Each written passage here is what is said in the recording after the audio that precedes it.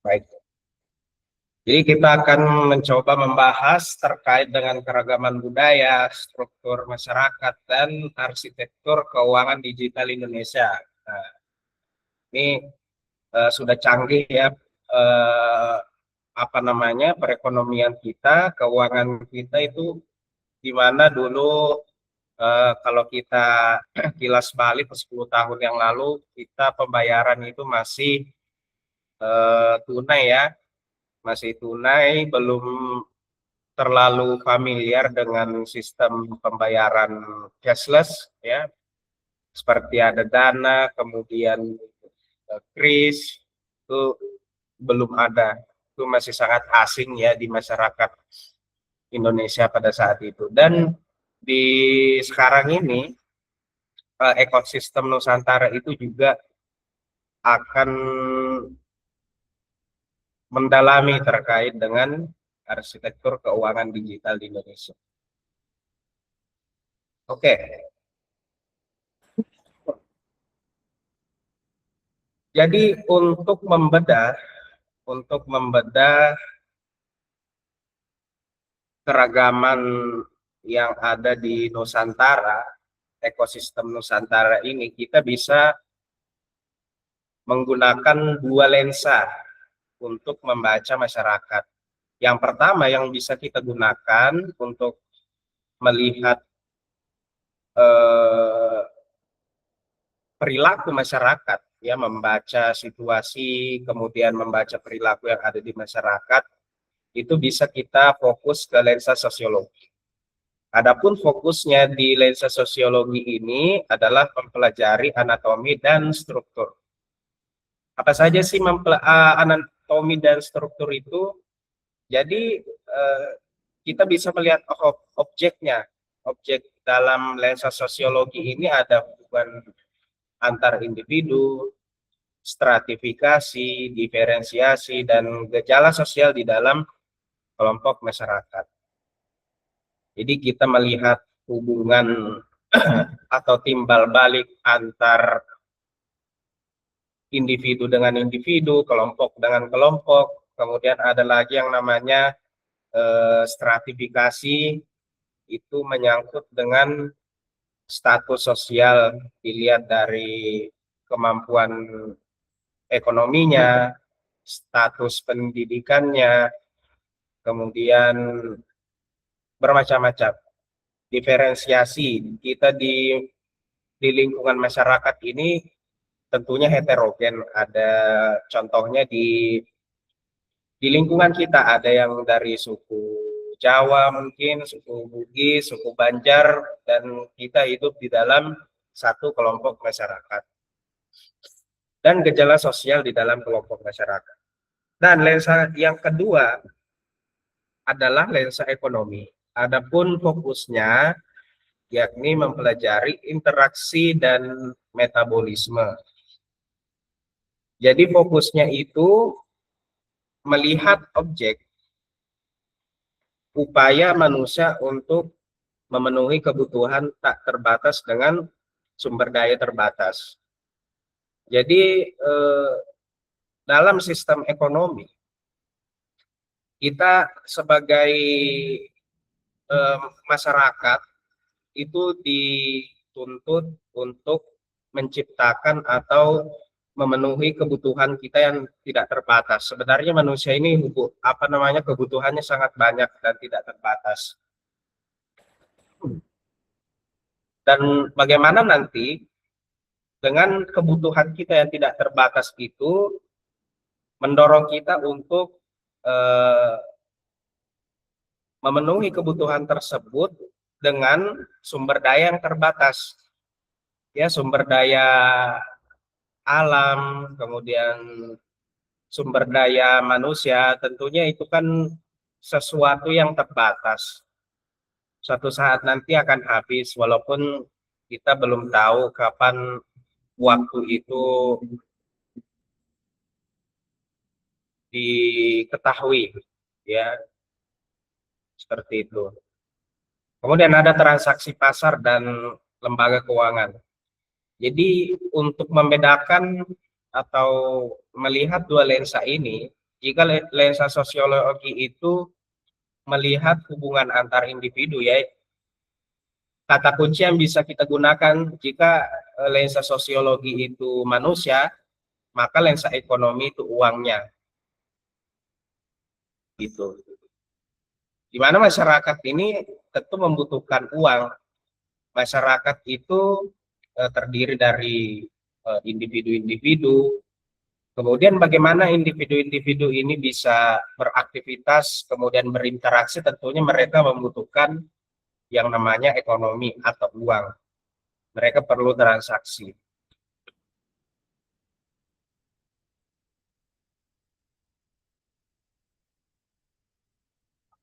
Baik, ini terkait dengan lensa sosiologi. Tadi disinggung soal stratifikasi sosial. Jadi dalam stratifikasi sosial ini memiliki 3 jenis struktur, ya. Struktur terbuka atau open, kemudian ada struktur tertutup atau closed, dan campuran. Kalau kita lihat di struktur terbuka, ini membentuk piramid, ya, piramida. Piramidanya ini kita lihat ada tanda panah ke atas dan ke bawah. Maknanya apa? Maknanya adalah ini adalah struktur yang di dalamnya terdapat aktivitas mobilitas yang bebas.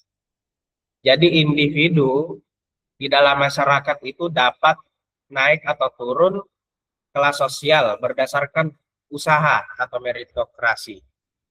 Contoh sederhananya gini, jika seseorang punya kekayaan karena hasil dia berusaha, kalau orang usaha itu kan ada untung dan rugi.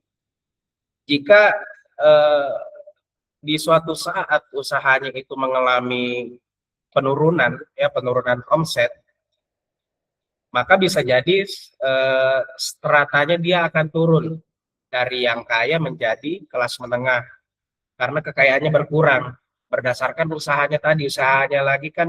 Usahanya dia kan lesu, sehingga bisa dibilang kekayaannya berkurang, maka dia berada di yang awalnya berada di status paling atas, ya, statusnya dia itu orang kaya, kemudian turun ke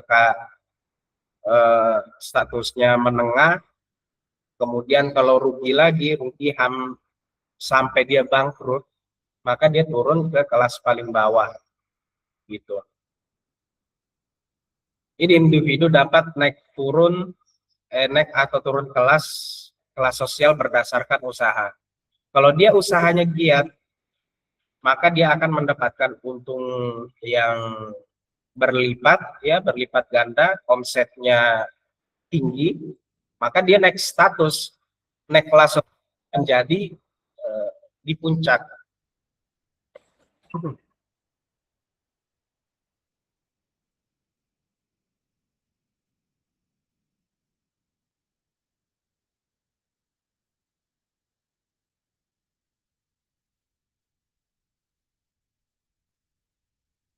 Oke. Kemudian struktur yang kedua adalah yakni struktur tertutup atau closed. Ya, di struktur tertutup ini sangat berbeda dengan struktur terbuka tadi, di mana orang bisa leluasa naik turun kelas sosial karena usahanya. Tetapi struktur tertutup atau closed ini membatasi individu untuk naik atau turun kelas. Karena apa? Posisi ditentukan sejak lahir. Perpindahan antar lapisan sangat dibatasi atau tidak mungkin. Jadi sederhananya gini, kalau dari dulu dia udah kaya, maka seterusnya dia kaya. Kalau dia itu individu ini hanya berada di kelas menengah, maka selamanya dia akan di kelas menengah. Akan sulit dia untuk naik menjadi statusnya itu tinggi. Apalagi yang berada di status sosialnya paling bawah. maka selamanya dia akan berada di bawah terus. Contohnya mungkin rekan-rekan pernah melihat ya fenomena di India itu, di mana India masih apa namanya, memberlakukan sistem kasta, di mana ada beberapa kasta, yang kasta paling tinggi itu kasta Brahma. Jadi kasta Brahma itu akan selamanya berada di pucuk status sosial. Jadi status sosialnya akan selalu berada di puncak. Dia tidak bisa turun menjadi orang yang menengah. Begitupun dengan kasta yang menengah ini, dia akan selamanya seumur hidupnya akan menjadi orang di India itu, menjadi orang yang menengah, status sosialnya yang menengah. Apalagi kasta yang paling bawah, itu namanya kasta Sudra, maka dia selamanya akan menjadi kasta Sudra, yaitu kasta yang rata-rata profesinya sebagai buruh, atau apa namanya, kalau kasarnya itu ya orang miskinnya, orang orang miskinnya di India lah, maka selamanya dia akan miskin gitu. Kemudian yang kedua itu ini struktur tertutup. Biasanya kita dapatkan, kita bisa lihat di keluarga kerajaan ya. Keluarga kerajaan di mana kekayaannya itu turun temurun berdasarkan garis keluarga.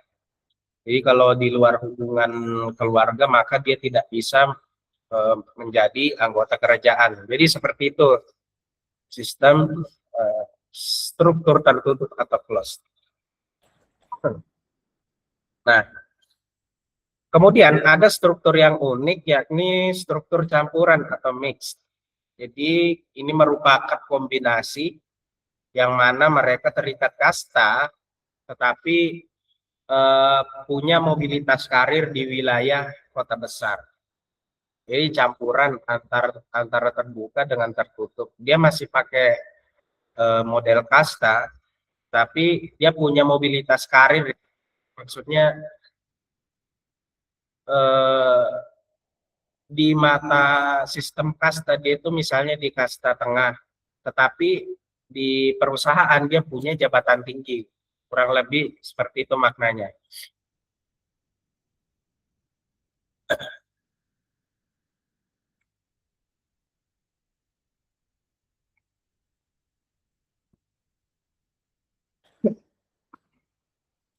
Ya, jadi untuk dasar melakukan stratifikasi ini itu bisa dilihat dari kekayaan, kekuasaan, kehormatan, dan ilmu pengetahuan. Jadi itu kata kuncinya. Kalau dia kaya dan punya kekuasaan, maka dia punya kehormatan. Dan ditambah lagi dia punya ilmu pengetahuan, maka individu ini akan menempati posisi paling atas dalam status sosial.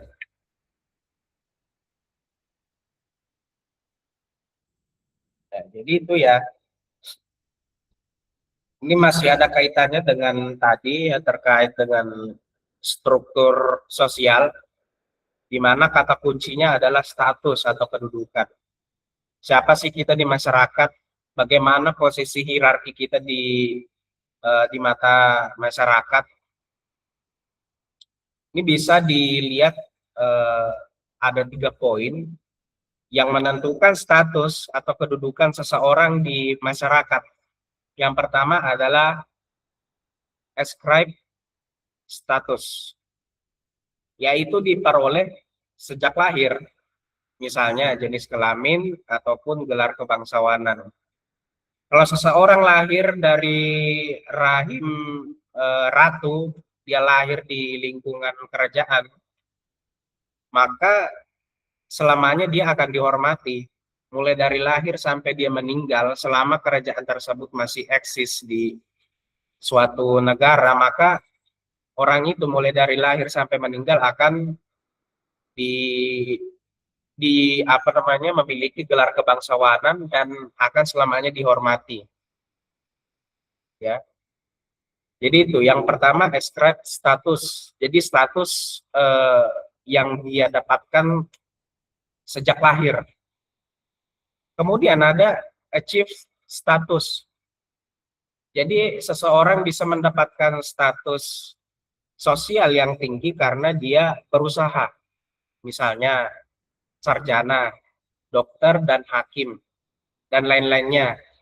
Ya, seperti kepala daerah, ya mereka kan mendapatkan kekuasaan karena usaha mereka. Otomatis mereka mendapatkan status sosial yang tinggi karena dia mendapatkan status tersebut karena adanya usaha, adanya pencapaian. Kemudian yang ketiga adalah assign status. Ini diberikan sebagai penghargaan. Misalnya pahlawan nasional ataupun peraih Nobel. Seseorang diberikan kehormatan atau status yang tinggi karena adanya penghargaan pahlawan nasional, dan bukan berarti mereka mendapatkan penghargaan bukan karena mereka apa namanya, tentunya mereka ada usaha seperti pahlawan nasional. Tidak ujuk-ujuk seseorang diberikan gelar pahlawan nasional karena dia hanya berdiam diri, tentu tidak. Ya, kita tahu bersama bahwa orang yang mendapatkan gelar pahlawan nasional itu karena mereka berjuang untuk meraih dan mempertahankan kemerdekaan. Adapun peraih Nobel, dia mendapatkan penghargaan Nobel karena penemuannya di ilmu pengetahuan. Jadi itu ada 3 poin yang penting dalam menentukan status di dalam masyarakat. Kemudian peran. Bagaimana peran kita atau perilaku kita yang diharapkan dari status tersebut. Nah, kebanyakan yang kita lihat karena statusnya di masyarakat sudah tinggi, status sosialnya cukup mentereng, akhirnya dia semena-mena terhadap masyarakat. Dia tidak takut dengan hukum karena mengandalkan statusnya yang tinggi tersebut. Misalnya, mentang-mentang dia kepala daerah, dia bebas menggunakan kekuasaannya untuk kepentingannya pribadi dan keluarganya ataupun golongannya. Nah, ini kebanyakan yang menyalahi status sosial dia. Karena apa? Tidak ada peran positif dari status yang dia sandang. Seharusnya status sosial yang tinggi, maka dia juga harus berdampak kepada orang-orang yang ada di bawahnya. Nah, ini fenomena yang sering kita lihat sekarang. Baru-baru ini kita melihat di beberapa daerah, seorang kepala daerah ditangkap oleh KPK karena apa? Karena dia menyalahgunakan kekuasaannya untuk kepentingannya pribadi. Nah, ini yang salah karena dia tidak menempatkan status sosialnya kepada sesuatu yang positif. Jadi adanya konflik peran. Ada juga konflik peran di mana konflik peran ini ya terkait dengan ketegangan saat individu memiliki 2 status yang menuntut peran harus berlawanan. Misalnya seorang polisi yang harus menilang anggota keluarganya sendiri. Ini banyak kita jumpai di tengah-tengah masyarakat ya. Misalnya ada seorang polisi mendapati keluarganya dia tidak pakai helm mungkin atau melawan arus, mau tidak mau dia harus menindak. Tapi ternyata dia keluarganya si polisi. Nih, coba ini diperhatikan konflik peran nih, dibaca-baca dulu. Masih ada yang mau bergabung? Oh, ada kan? Coba Sebentar.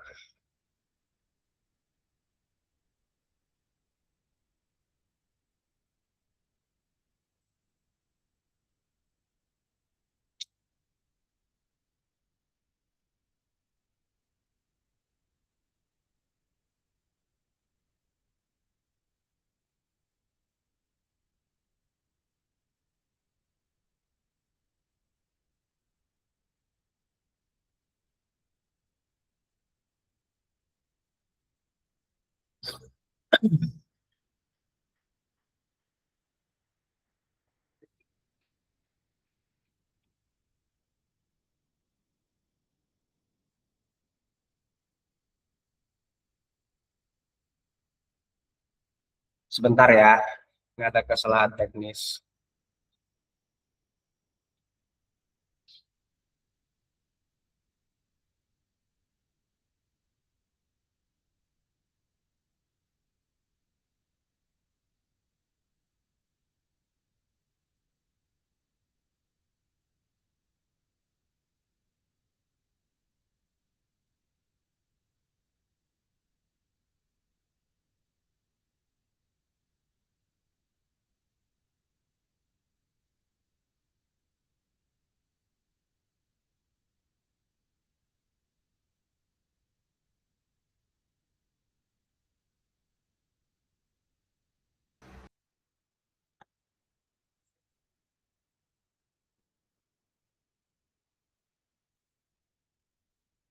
Oke, kelihatan ya share screen-nya, slide materinya.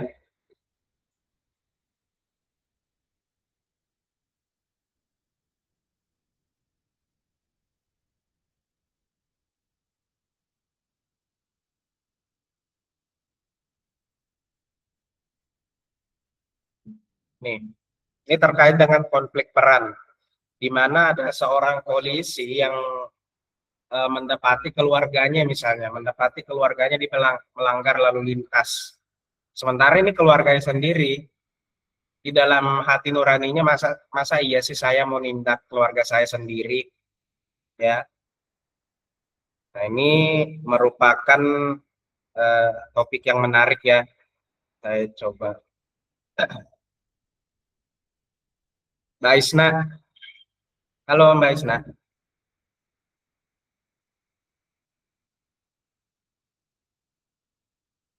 Halo Mbak Nafidatul Isna.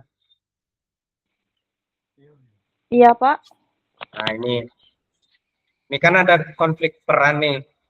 Kita pengen dengar pendapat Mbak Isna. Misalnya ada seorang polisi yang mendapati keluarganya ini melanggar lalu lintas. Nah, sementara sebagai polisi dia pastinya harus menindak, tetapi di dalam hati nuraninya, masa iya sih saya mau nindak keluarga saya. Nah, sebaiknya apa sih yang harus dilakukan polisi ini?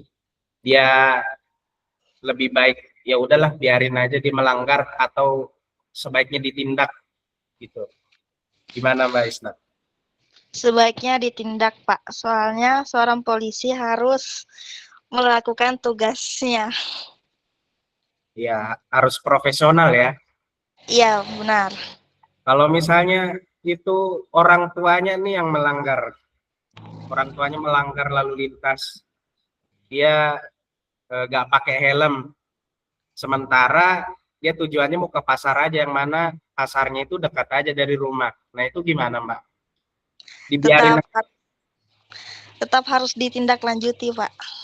Tetap harus ditindaklanjuti ya. Jadi Iya, harus profesional, iya. tidak melihat dia ini keluarga dekat atau gimana. Nah, ini kan orang tua. Gimana kalau atasannya dia, bos, anggaplah Kapolsek. Kapolsek mungkin dia lupa atau bagaimana, dia mendapati Kapolseknya itu naik motor tidak pakai helm. Nah, itu gimana, Mbak? Repot ini. Aduh, Harus kalau itu gimana, repot Mbak? itu, Pak. Ditilang nanti gimana ya? Nah, kalau ditilang nanti kena tindakan juga di kantor. Iya, pastinya. Nah, Jadi ini dilema ya, dilema. Jadi menurut Mbak gimana? Tetap harus ditindak sebagai polisi yang profesional atau dibiarin aja karena itu bos saya di kantor. Nah ini sulit jawabannya. Tapi anggaplah Mbak ini polisi, Mbak Isna ini polisi. Apa yang harus Mbak putuskan? Bagaimana keputusannya? Harus ditindaklanjuti, tapi ya pasti ada resiko besar. Ya pasti ya. Ya, Ya betul itu. Eh, Seharusnya memang seperti itu. Kenapa demikian? Sebagai polisi ya, misalnya sebagai polisi itu kan pelayan publik di mana dia harus menjadi contoh. Contoh simpelnya itu tadi pelanggaran lalu lintas. Bagaimana seorang polisi yang mendapati kalau orang tuanya atau keluarganya ya oke lah, bisalah kita tindak aja. Tetapi bagaimana kalau yang melanggar itu bos atau atasan polisinya, misalnya Kapolsek atau Kapolres. Nah, ini merupakan sesuatu yang sulit untuk polisi lalu lintas putuskan. Ya bukan hanya di polisi sih, di birokrat juga banyak yang seperti itu. Tapi contoh paling simpelnya itu terkait dengan tilang menilang tadi. Kalau dia tindak Kapolseknya maka akan ada tindakan susulan lah bagi polisi, entah dia dimutasi ataupun eh, hal-hal yang lain lah. Tapi saya rasa ini merupakan peran penting dari pelayan publik. Dia tidak melihat kalau dia melanggar maka harus dia ditindak. Dia mau keluarganya atau dia punya jabatan lebih tinggi, maka dia harus berani seperti itu.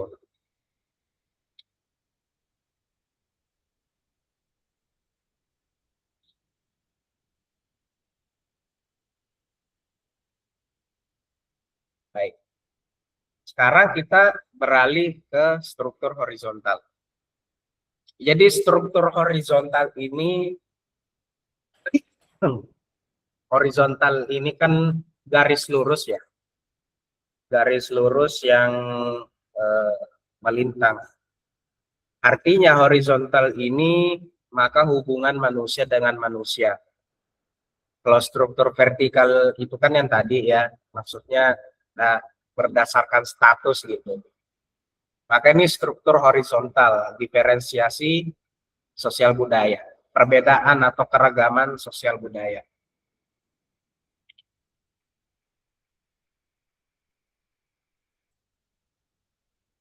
Kita di Indonesia ini ada berbagai eh, macam suku budaya, ada ribuan dan ada 700-an bahasa daerah. Dan itu merupakan sesuatu yang tidak dimiliki oleh negara lain. Ini identitas kita dengan kearifan lokal. Kemudian gender, gender sudah pasti ada dua, laki-laki dan perempuan. Dan sama-sama menuntut perlakuan kesetaraan. Kemudian ada agama dan kepercayaan. Kita di Indonesia ada 6 agama resmi. Ada 6 agama resmi.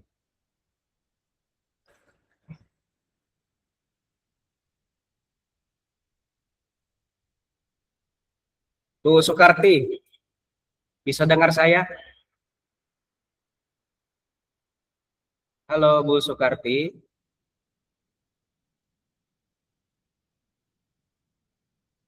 Oke, tidak dengar.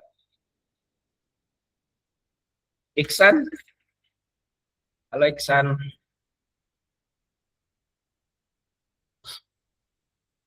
Iksan,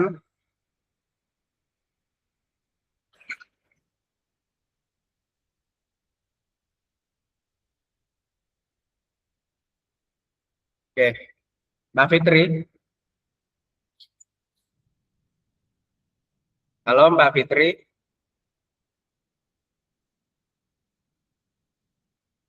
Radian,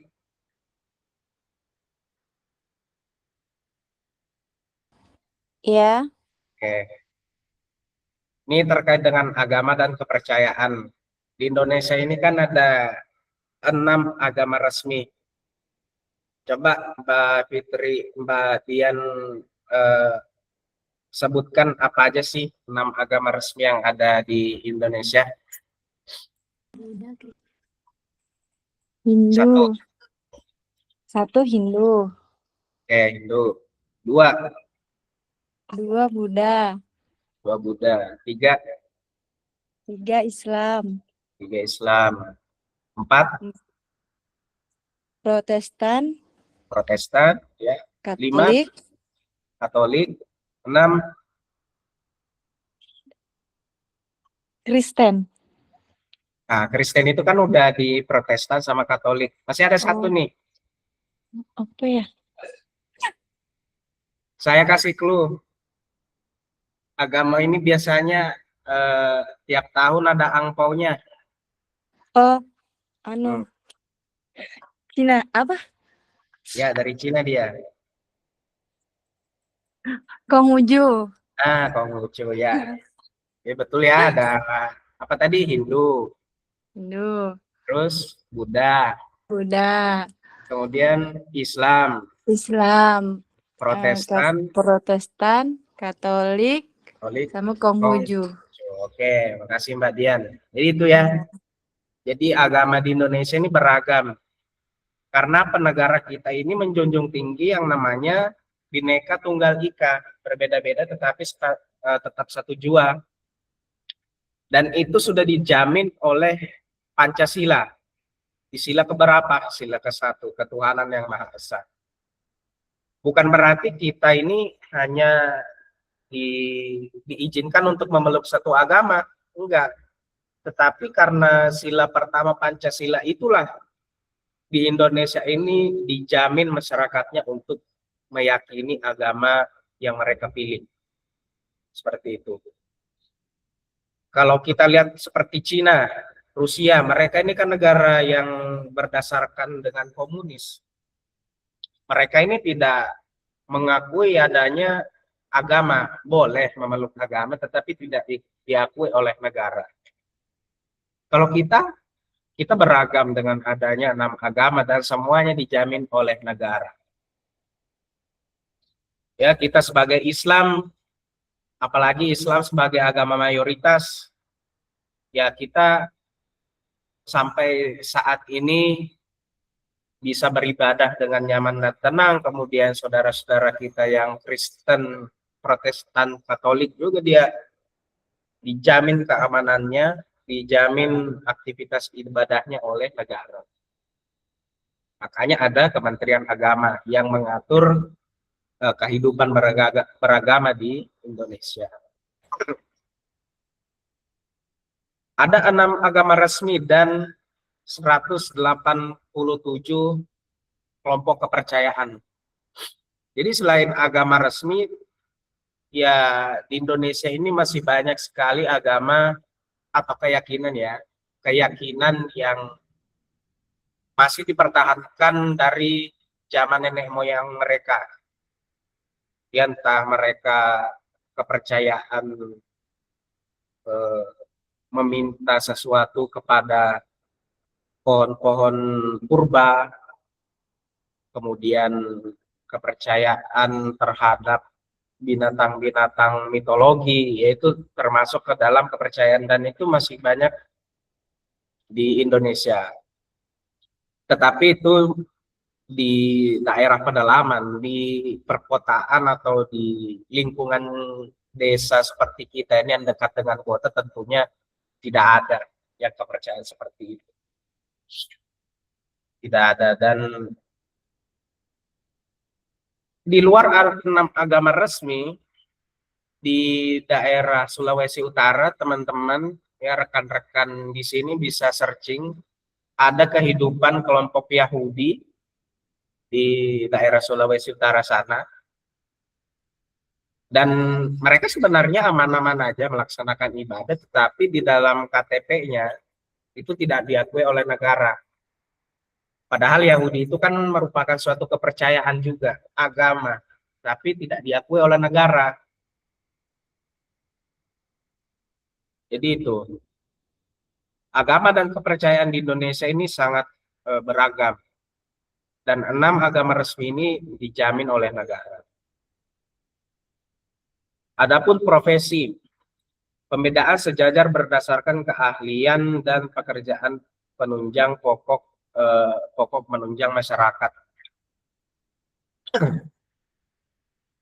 Jadi antara keahlian dengan pekerjaan itu merupakan sesuatu yang tidak dapat dipisahkan. Dan adanya pembedaan jenis pekerjaan berdasarkan keahlian dan pendidikan itu merupakan hal yang lumrah di dalam masyarakat. Contoh, tidak mungkin seorang eh, lulusan SMA misalnya langsung diangkat menjadi dokter, tidak bisa seperti itu.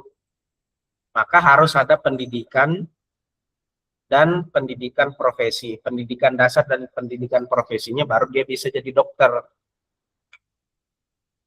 Seseorang mendapatkan pekerjaan karena keahliannya, dan keahlian itu melalui proses pendidikan. Jadi ini dibedakan orang yang punya keahlian dan berpendidikan dengan yang masih belum mempunyai keahlian dan pendidikan. Orang menempati posisi penting di tambang misalnya, di tambang. Tidak mungkin orang yang baru lulus SMA langsung naik jabatannya jadi foreman atau pengawas, tidak bisa. Dia harus melalui yang namanya rekrutmen, kemudian merintis karir dari bawah, baru kemudian bisa jadi foreman. Dan ini juga sebenarnya posisi-posisi penting di dalam pekerjaan, ini juga menentukan status sosial. Nah ini makanya kita sangat multikultural, bukan hanya dari segi suku bangsa, kemudian agama, tetapi juga dari profesi. Kita eh, beraneka ragam, di lingkungan kita beraneka ragam. Dari segi suku bangsa, ada yang suku Bugis, suku Banjar, suku Jawa, kemudian agama. Di lingkungan kita ada yang beragama Kristen, beragama Hindu, beragama Konghucu. Kemudian dari segi profesi, kita ada yang berprofesi sebagai guru, berprofesi sebagai karyawan, entah itu swasta, di tambang, di perkantoran. Jadi itu multikultural, dan kita harus saling menghormati satu sama lain. Ini ya, gejala sosial itu bisa dilihat dari kemiskinan, kemudian masalah keluarga, kejahatan, pendudukan, dan lingkungan hidup. Tentunya ini merupakan gejala yang fatal akibatnya kalau tidak eh, ditangani dengan bijak, baik dari pemerintah maupun masyarakat. Ya, ini sudah sangat familiar sekali buat kawan-kawan. Tentunya hal-hal ini, gejala sosial ini merupakan sesuatu yang sebisa mungkin kita minimalisir. Transisi dari aktor sosial menjadi penggerak ekonomi. Ya, ini. Setiap peran sosial pada akhirnya harus berinteraksi melalui kegiatan ekonomi. Kegiatan di masyarakat, hubungan di masyarakat itu tidak hanya sebatas komunikasi saja, tetapi untuk melanjutkan hidup, maka mereka harus bertransaksi atau melaksanakan kegiatan ekonomi. Seperti yang dijelaskan tadi, ekonomi itu sebenarnya kita manusia itu punya kebutuhan yang banyak, tidak terbatas. Tapi bagaimana kita memenuhi kebutuhan kita yang tidak terbatas itu dengan sumber daya yang terbatas. Maka disinilah peran ekonomi sangat dibutuhkan. Maka harus ada kegiatan ekonomi untuk bertahan hidup. Jadi interaksi dalam ekonomi itu ada tiga. ya kegiatan ekonomi akan mandek kalau salah satunya tidak terpenuhi, yaitu produksi, distribusi, dan konsumsi. Ya, saya rasa rekan-rekan sudah tahu ini definisi dari produksi, distribusi, dan konsumsi. Ya, ini sudah mulai agak rumit ya, tapi saya coba jelaskan secara sederhana bahwa dalam pasar itu keseimbangan harga sangat penting, merupakan pemain kunci lah. Katakanlah ada permintaan dengan penawaran.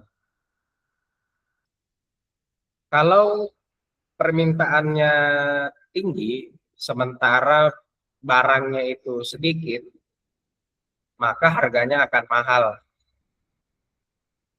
Permintaan gede, tetapi supply atau barang itu langka atau minim, maka harganya akan mahal.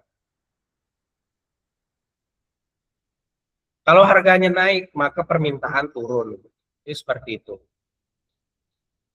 Tapi dari segi produsen, kalau harga naik, justru mereka senang. Karena mereka akan dapat untung. Tetapi kalau dari sisi konsumen, mereka ya sedih. Mereka malas untuk belanja karena mahal. Kalau sebaliknya, kalau supply-nya tinggi dan permintaan juga katakanlah stabil, maka harganya akan stabil juga. Ya, permintaan stabil, kemudian ketersediaan barang juga banyak, maka harganya kan cenderung ya di tengah-tengah lah, nggak murah, nggak mahal juga. Dan barang akan murah kalau stoknya gede, ya stoknya banyak, tapi permintaannya cenderung sedikit, maka harganya akan turun. Ini kurang lebih seperti itu.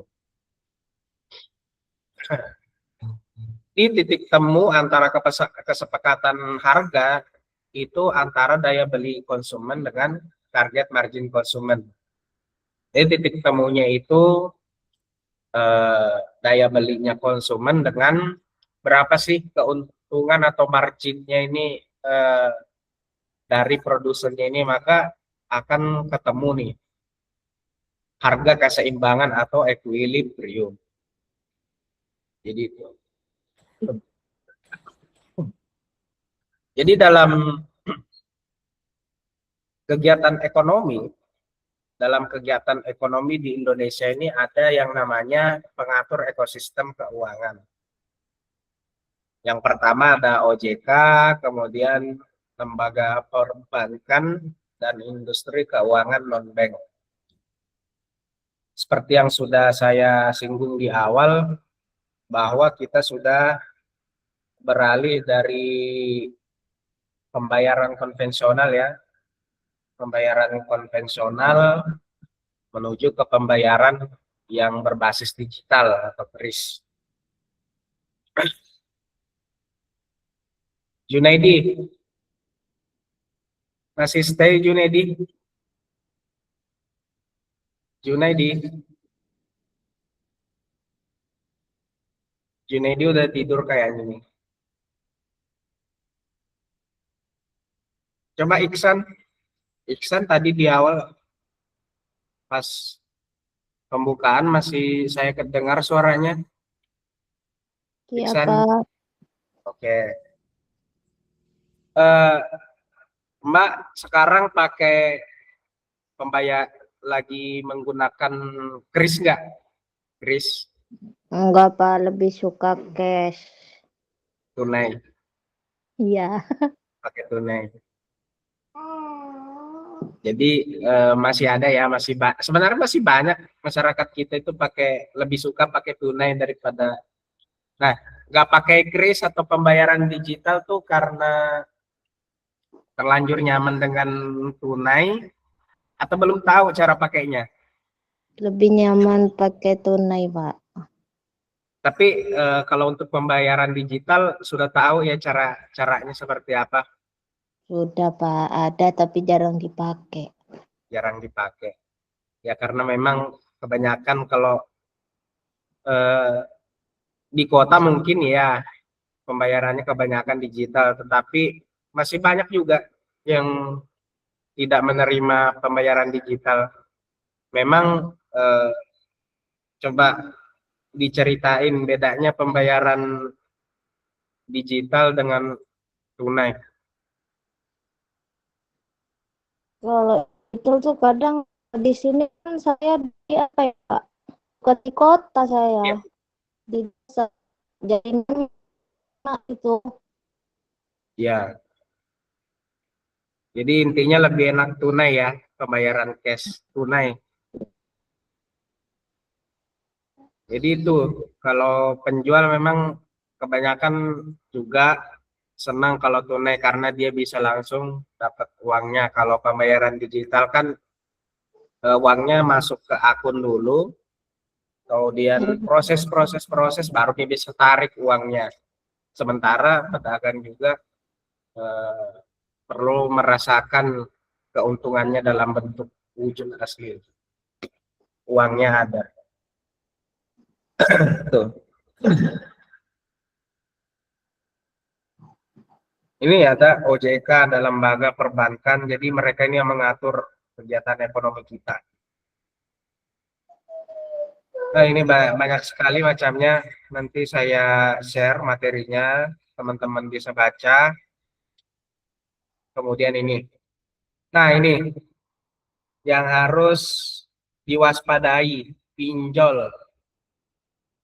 Ya, saya himbau kepada rekan-rekan kelas 10 semua, jauhi yang namanya pinjol. Ya, pinjol ilegal. Itu nanti kalau ilegal itu dampaknya bisa berbahaya. Karena dia tidak terdaftar resmi, kemudian uh, ini tidak ada verifikasi kelayakan. Pokoknya tidak aman. Kalau misalnya kepepet memang butuh pinjaman online, maka pilihlah pinjaman online yang aman. Dilihat amannya itu seperti apa, dia terdaftar di OJK, kemudian dia transparan, kemudian nah ini juga menjadi celah yang sangat-sangat berbahaya adalah celah digital. Kalau ada yang minta akses ke kamera, kemudian mikrofon dan lokasi, ini hati-hati. Kalau pinjol itu kan dia harus scan KTP ya, scan KTP dan mikrofon, kemudian lokasi. Kalau dia minta yang lain, sebaiknya jangan. Pokoknya jangan. Ojol, pinjol, ilegal, sebaiknya teman-teman hindari. Kalau ada masalah, ada temuan, silakan dilaporkan ke pihak yang berwenang. Nah, jadi terkait dengan pembayaran digital itu ada manfaatnya, ada peluangnya juga karena itu mempercepat transaksi keuangan ya. Tapi ya perlu koneksi internet. Kalau internetnya susah, tidak bisa juga, maka harus yes. Arsitektur keuangan pribadi. Ya ini sebenarnya ada banyak cara di YouTube, di podcast-podcast juga banyak bahas terkait dengan bagaimana sih mengelola keuangan pribadi. Ya, nah ini kesimpulannya adalah bagaimana sih kita membangun ketahanan ekosistem Nusantara. Yang pertama adalah toleransi budaya. Jadi masyarakat kita sebagai masyarakat kita harus memahami terkait dengan stratifikasi atau status sosial. Dan kalau kita sudah paham terkait dengan status sosial kita, maka kita juga perlu memahami bagaimana peran kita di masyarakat. Apa sih dampak status kita sebagai masyarakat. Jadi itu, kita harus saling menghargai satu sama lain. Yang punya status sosialnya tinggi jangan merendahkan yang status sosialnya di tengah-tengah. Apalagi merendahkan status sosialnya yang ada di bawah. Sebenarnya kita sama semua. Kita di mata Tuhan, di mata Allah itu sama semua. Tidak ada statusnya karena dia kaya, statusnya paling tinggi. Tidak ada, semuanya sama. Yang paling penting yang kita wajib kedepankan adalah toleransi. Toleransi antar suku, toleransi antar agama itu penting. Karena kalau tidak toleransi, maka ini hal yang paling rentan nanti kena gesekan atau konflik. Sudah banyak contohnya perang-perang saudara karena tidak toleransi. Karena di negara kita ini multikultural, seperti semua yang negara kita berbeda-beda tetapi tetap satu jua. Itu artinya apa? Kita ini multikultural, kita heterogen, kita bermacam-macam suku, agama, budaya, maka kita harus saling menghargai. Kemudian yang kedua adalah bagaimana membangun ketahanan ekonomi ekosistem Nusantara itu melalui kecerdasan finansial. Kita ini punya banyak uang misalnya, banyak uang, tetapi kalau boros, ya ini akan berdampak pada ekonomi. Kita harus pandai-pandai mengatur keuangan kita, mengatur keuangan pribadi.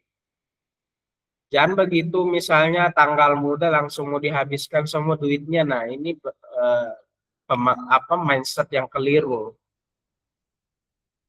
Jadi harus bijak dalam mengelola finansial. Masyarakat yang merdeka adalah yang bijak mengelola sumber daya, kemudian memahami mekanisme pasar dan imun terhadap ancaman ekonomi digital. Jadi sekarang ini ancaman bukan hanya perang ya. Perang ya sekarang walaupun memang sedang perang sekarang ya, perang senjata. Tapi di masa depan perang tidak hanya mengandalkan senjata, tetapi mereka akan berperang memanfaatkan celah digital. Kita jangan sampai kecolongan. Makanya harus di masa sekarang ini jangan gaptek lah. Teman-teman yang bergabung di di Google Meet ini, saya sudah pastikan sudah cakap digital, semuanya sudah paham digital. Jadi jangan sampai nanti karena ketidaktahuan terhadap digital nanti informasi pribadinya bisa bocor. Ya itu hati-hati. Keragaman manusia dan budayanya adalah aset, sedangkan literasi keuangan adalah pengamannya. Jadi ini dua kombinasi yang harus saling terkait. Ya kayaknya sudah habis ini. Slide-nya sudah habis.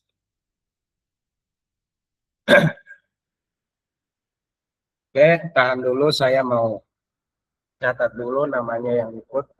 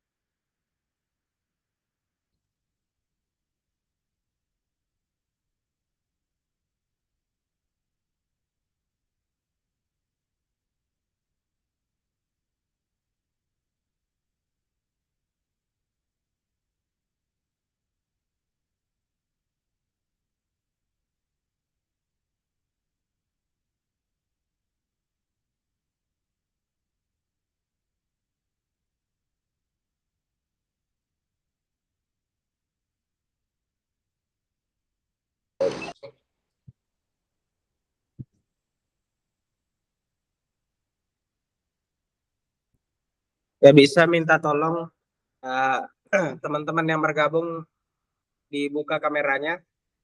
Saya mau dokumentasi. Yang bisa buka kamera silahkan dibuka kameranya.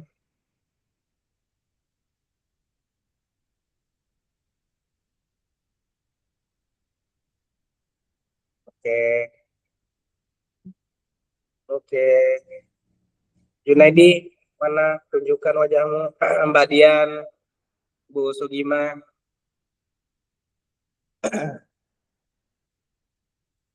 Junaidi udah tidur nih kayaknya. Oke.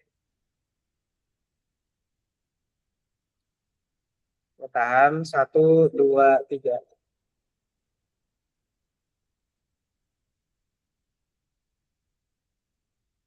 Sekali lagi, 1, 2, 3.